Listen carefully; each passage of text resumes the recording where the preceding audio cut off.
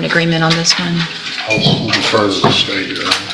There's not an agreement, Judge, and I do have the complainant for the underlying offense as well as Ms. Lopez here. She may come up, I think the court might need to admonish both of these individuals per my conversation with Ms. Lopez. Okay. If you've gotten to the point where you're frustrated, Ms. Lopez, you know there's an issue.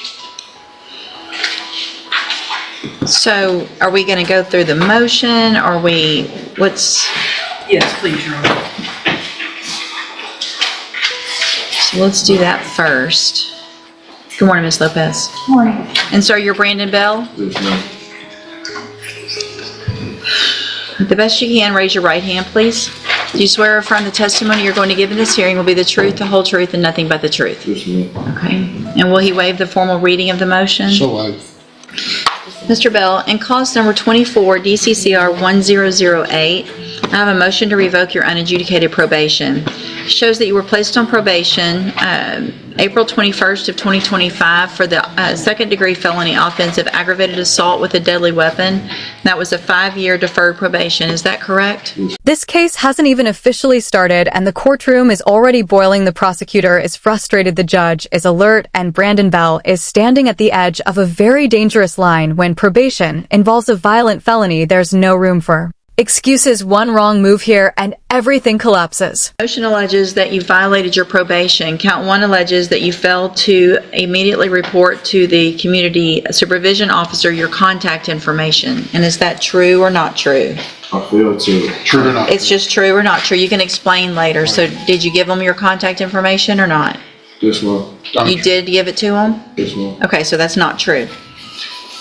Count 2 alleges that you provided a urine sample May 29th of 2025 that tested positive for tetrahydrocannabinol. Is that true or not true? Yes, ma'am. True or not true? True. Count 3 alleges that you provided a urine sample July 17th of 2025 that tested positive for tetrahydrocannabinol. And is that true or not true? True. Count 4 alleges that you were at a location other than your residence at approximately 3:10 a.m. and 4:55 a.m. on July 10th of 2025 in violation of probation. Is that true or not true? True. Count 5 alleges that you failed to provide all records and documents required by the supervision officer within 30 days of their instruction. Is that true or not true? Not true.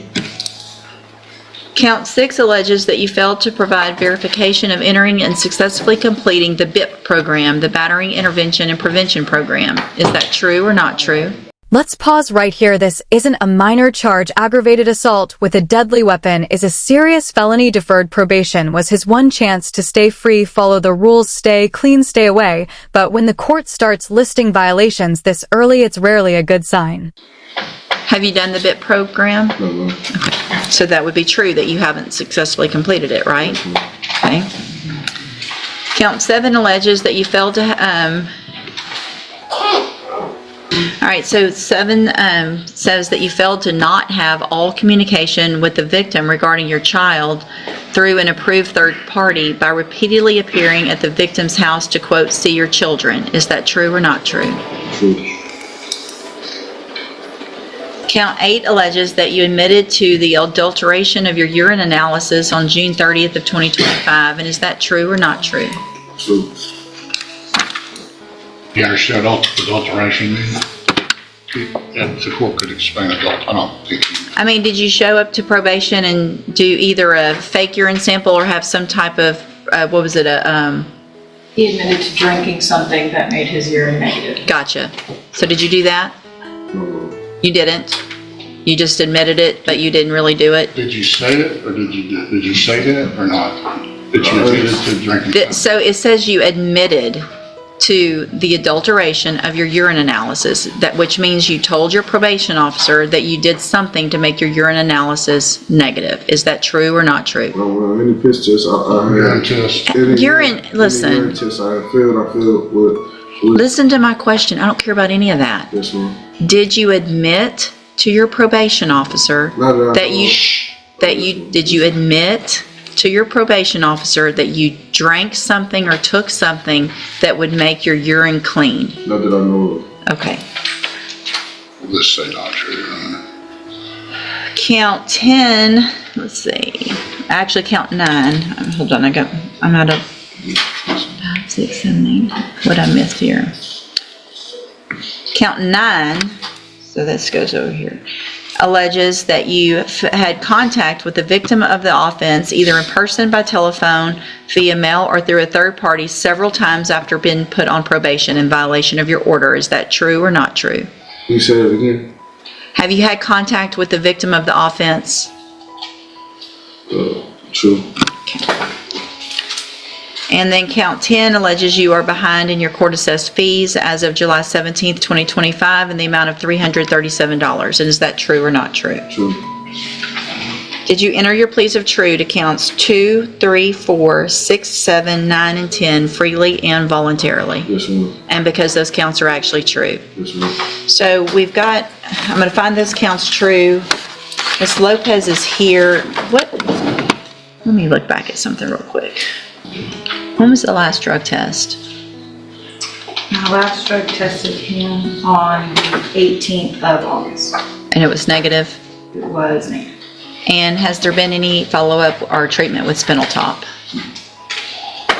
You mean mental health or Mhm. drug treatment? Mental health, yes. Okay. Yes.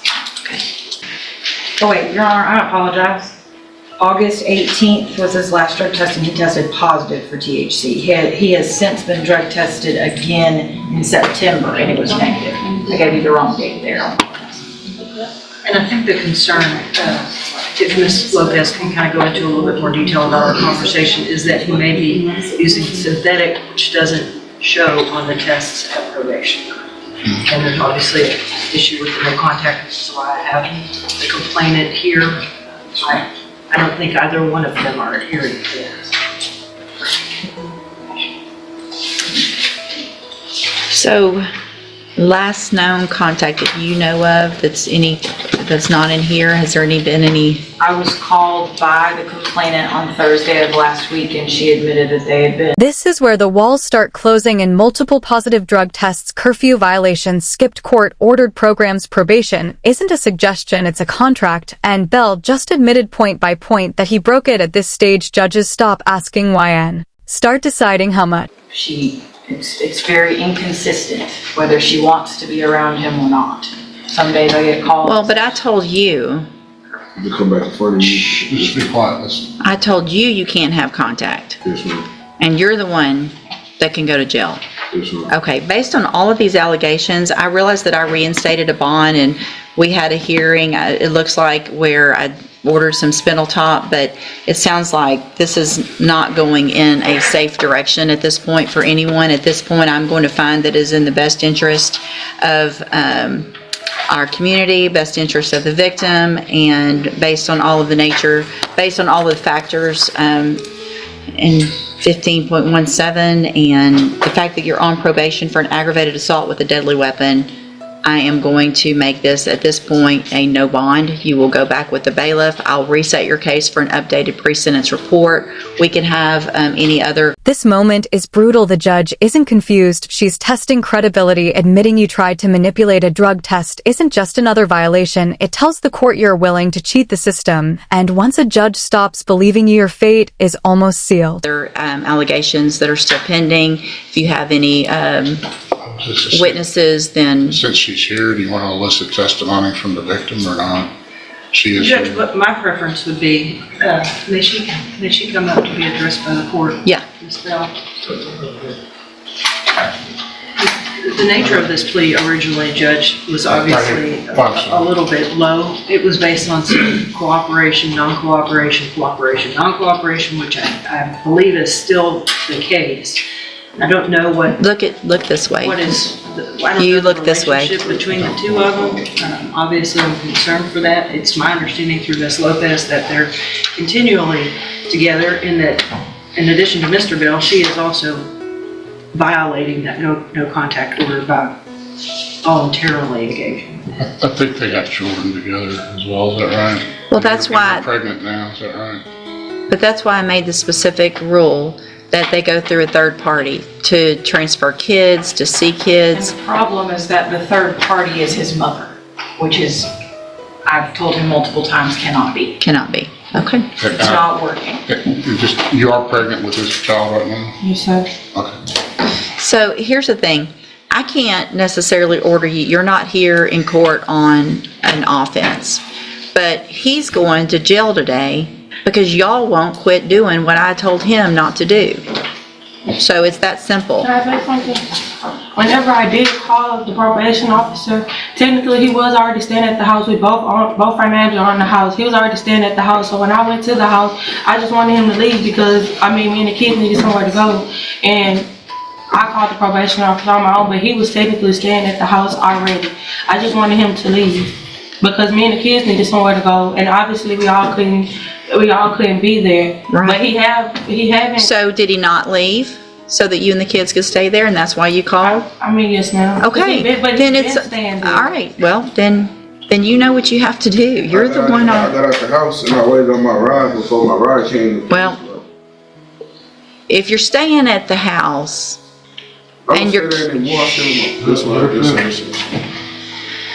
I'm resetting it for a sentencing hearing. If there's any testimony at that time, you can recall witnesses, and so we'll come back. I would implore the court to admonish them that contact includes calls from the jail. It does. Contact, communication. Contact doesn't just mean in person, all right? It means communication. So you can't call her from the jail. You can't talk to her, period. Man, we have children together. We have 4 kids together. I'm going to have another child for him. How are we supposed to? How are we supposed to co-parent if we can't talk to each other? Well, y'all can't co-parent. That's why we're here. Because he assaulted you. He's on probation for felony assault of you. So we're not co-parenting isn't where we're at right now. Right now, we're trying to keep you, that baby, and the rest of your children safe until I know he's following all the rules. He hasn't done the classes that he's supposed to have. He's using drugs. That's not safe for y'all. That's not co-parenting. Man, I was going to have another baby. I'm sorry. There's choices that both of y'all are making, and that's the choice that you're making to still be with somebody that assaulted you.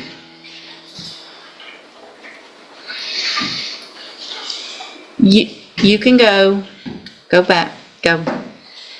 Thank you, Judge. You can go with the bailiff. And now it turns dangerous a no contact order exists to protect victims, especially when children are involved. Ignoring it isn't romantic, it isn't complicated, it's reckless. Judge West isn't just enforcing the law here, she's trying to stop this from ending in something far worse. There it is, no bond, no second chances. Judge Raquel West makes it clear probation is a privilege, not a shield. Bell gambled with every opportunity he was given and lost. Now the question is yours. When someone keeps breaking the rules, how many chances are too many?